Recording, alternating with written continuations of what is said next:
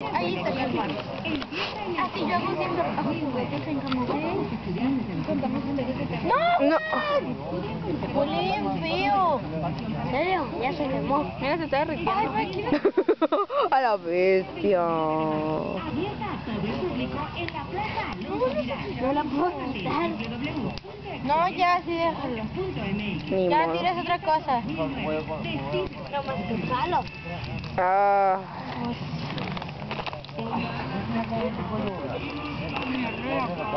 Ya se me quitó el frío.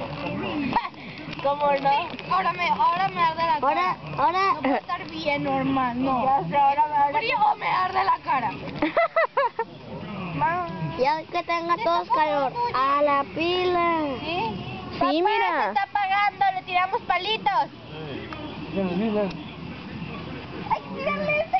Ah, sí, no. Es súper Un super palito. Melissa, un super palito. Oh. Alabado sea los super palitos. Mira, le llegó.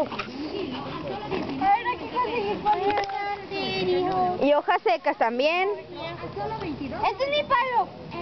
A ver, agua. No, déjalo, era de cura.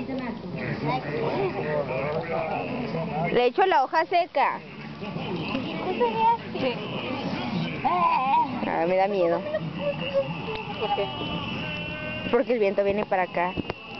Y si agarra el hombro y se regresa, no sé. No sé, ya sé.